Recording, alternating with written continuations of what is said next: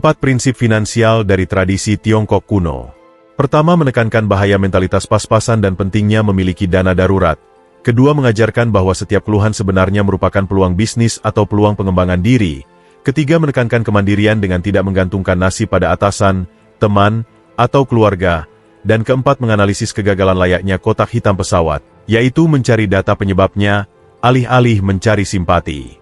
Ada momen ketika aku merasa sudah bekerja serius, tapi hasilnya tetap terasa seret. Seolah tenaga yang kubuang tidak sebanding dengan perubahan yang kudapat. Setelah kupikir-pikir, persoalannya bukan hanya soal usaha, tapi pola pikir yang masih perlu dirapikan. Untuk urusan finansial, pola pikir bisa menentukan arah hidup. Dan ada beberapa prinsip lama yang isinya cukup keras, namun justru relevan buat kamu yang ingin punya kendali atas uang dan masa depanmu. Satu hal yang paling sering bikin hidup mandek adalah merasa aman dalam kondisi pas-pasan. Aku pernah berada di fase itu. Rasanya nyaman karena tagihan keurus, makan aman, dan hidup berjalan. Tapi nyaman bukan berarti aman. Hidup dalam batas, yang penting cukup, membuatmu seperti mengemudi jauh tanpa ban serep. Selama perjalanan mulus tidak masalah. Tapi sekali ada kebutuhan mendadak, entah motor rusak, orang tua sakit, atau pemasukan terganggu, seluruh rencana langsung berantakan. Makanya kamu perlu menaikkan standar cara kamu mengatur uang. Bukan lagi tentang bertahan sampai gajian, tapi bagaimana membangun ruang aman finansial yang benar-benar menjagamu. Misalnya mulai bikin dana darurat setara 3 bulan pengeluaran. Dengar 3 bulan mungkin terasa berat. Tapi kalau tidak dimulai sekarang, lalu kapan? Coba pakai metode yang sedikit bikin nggak nyaman. Begitu gajian, sisihkan dulu 10-15%.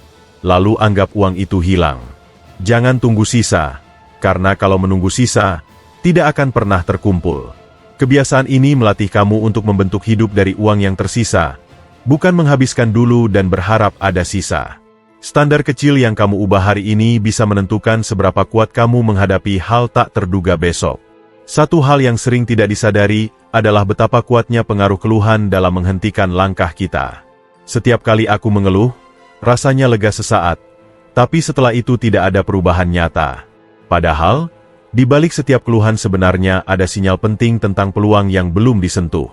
Keluhan itu seperti alarm yang bilang, "Hei, ada masalah di sini," dan seseorang bisa jadi pemenang kalau mau menyelesaikannya. Contohnya, kamu mungkin merasa kesal tiap pagi karena susah cari sarapan sehat yang cepat dan terjangkau.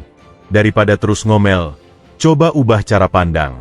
Masalah itu bisa jadi peluang usaha kecil-kecilan, misalnya menyediakan makanan pagi untuk teman kantor atau tetangga sekitar. Atau kamu merasa pekerjaan menumpuk dan atasan terlalu menekan.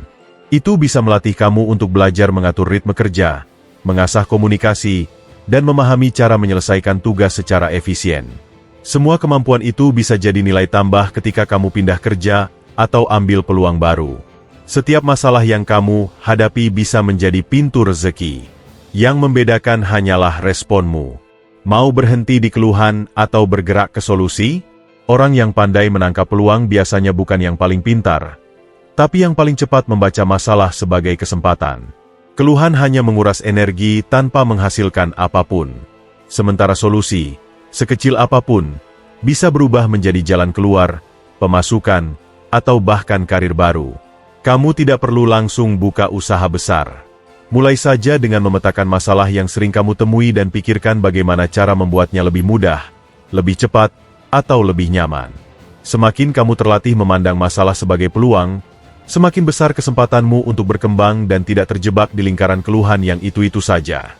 Ada satu pelajaran penting yang sering terlupakan saat membahas soal keuangan. Kamu harus menjadi orang yang paling bisa diandalkan untuk dirimu sendiri. Rasanya memang menyenangkan ketika ada atasan baik hati yang selalu mendukung, teman yang siap membantu, atau keluarga yang bisa dijadikan sandaran. Tapi mengandalkan itu semua berarti kamu menempatkan nasibmu di tangan orang lain. Dan situasi seperti itu membuat kamu rapuh tanpa disadari. Aku pernah melihat seseorang yang merasa posisinya aman di kantor. Ia yakin perusahaannya akan selalu mempertahankannya. Tapi kenyataan tidak selalu berjalan sesuai bayangan. Saat perusahaan melakukan penghematan, posisinya justru yang pertama dipotong. Dia panik karena selama bertahun-tahun tidak pernah membangun portofolio pribadi, tidak memperluas koneksi, dan tidak menambah skill apapun. Semuanya ia serahkan sepenuhnya pada perusahaannya. Ada juga rekannya yang biasa saja dalam performa kerja, tapi selalu mengambil proyek tambahan, aktif ikut komunitas, dan rajin belajar hal baru. Ketika PHK terjadi, orang ini jauh lebih siap. Dia punya koneksi, punya contoh pekerjaan, dan punya kepercayaan diri untuk melangkah. Dia tidak menunggu bantuan dari luar, dia membangun jaring pengamannya sendiri. Itulah pentingnya tidak menggantungkan masa depan pada pihak eksternal. Bila kamu terus berharap pada seseorang untuk menolong atau membukakan jalan, kamu akan kecewa saat mereka sudah tidak punya ruang atau tenaga untuk membantumu. Fokuslah meningkatkan nilai diri, bukan semata-mata untuk menyenangkan atasan atau mencari pujian, tapi untuk menciptakan hidup yang stabil dan aman. Kamu bertanggung jawab atas hidupmu sendiri. Semakin cepat kamu membangun fondasi pribadi, semakin kokoh kamu berdiri saat dunia mulai berguncang. Setiap kali menghadapi kegagalan, dorongan pertama yang muncul biasanya ingin mencari penghiburan. Kamu mungkin ingin cerita ke teman dan berharap mendengar kalimat, "Kamu sudah berusaha, tetap semangat." Kalimat itu memang menenangkan hati, tapi tidak membantu memperbaiki keadaan finansial atau kesalahan yang sudah terjadi. Kegagalan yang tidak dianalisis hanya akan membuatmu mengulang pola yang sama di masa depan. Cara yang lebih bijak adalah memperlakukan kegagalan seperti kotak hitam pesawat. Saat sebuah kecelakaan terjadi, para ahli tidak berhenti pada rasa sedih. Mereka membuka kotaknya, membaca data, dan mencari tahu penyebab pasti agar kejadian serupa tidak terulang lagi. Kamu pun bisa menggunakan pendekatan yang sama dalam hidupmu. Misalnya, kamu mencoba usaha kecil lalu rugi. Daripada menyalahkan keadaan, coba tanya dirimu, apakah riset pasarnya kurang? Apakah harganya tidak sesuai? Apakah promosi terlalu lemah? Atau mungkin produkmu tidak menjawab kebutuhan nyata? Pertanyaan-pertanyaan itu mungkin terasa tajam, tetapi justru itulah yang membuka kunci perbaikan. Banyak orang berhenti di tahap merasa kecewa, tanpa melanjutkan ke tahap memahami akar masalah. Padahal dari situlah nilai pelajaran sebenarnya berasal. Kamu tidak bisa berharap hasil berbeda jika penyebabnya tidak pernah dipahami. Pendekatan ini bukan untuk membuatmu menyalahkan diri, tetapi memberi arah yang jelas untuk langkah selanjutnya. Semakin jujur kamu menilai kegagalanmu, semakin kecil peluang kamu mengulangi kesalahan serupa. Saat kamu berani membuka kotak hitam dalam hidupmu, kamu tidak hanya memulihkan keadaan, tapi juga membangun kemampuan untuk terbang lebih stabil di kesempatan berikutnya.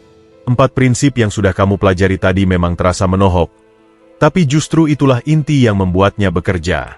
Hidup terasa lebih aman ketika kamu berani meninjau ulang pola pikir dan kebiasaanmu sendiri.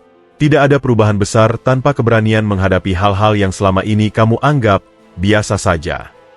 Mindset pas-pasan, kebiasaan mengeluh, menggantungkan diri pada orang lain, dan kebiasaan lari dari evaluasi adalah 4 hal yang pelan-pelan bisa menguras masa depanmu kalau dibiarkan. Sekarang kamu sudah tahu arah perbaikannya. Yang tinggal kamu lakukan adalah mengeksekusi langkah kecil setiap hari. Tidak perlu muluk-muluk. Kamu bisa mulai dari menyisihkan uang di awal bulan, mencatat masalah yang sering kamu temui sehari-hari sebagai bahan ide, meningkatkan skill sedikit demi sedikit, dan menulis analisis jujur setiap kali ada kegagalan atau kesalahan yang kamu lakukan. Perubahan finansial itu seperti merawat tanaman. Kamu tidak bisa melihat hasilnya dalam satu malam, tapi jika kamu menyiramnya secara konsisten, memberi pupuk, dan menjaga cahayanya, suatu hari kamu akan kaget melihat betapa rimbunnya ia tumbuh. Begitu pula dengan hidupmu.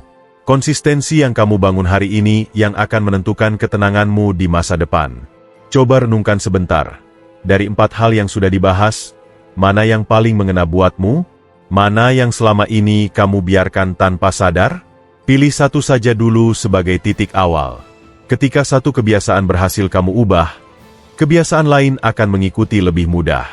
Kamu tidak harus berubah sekaligus, tapi kamu bisa mulai hari ini. Satu langkah sederhana pun sudah cukup untuk menggerakkan hidupmu ke arah yang lebih kuat, lebih siap, dan lebih aman. Yang penting kamu terus melangkah tanpa berhenti.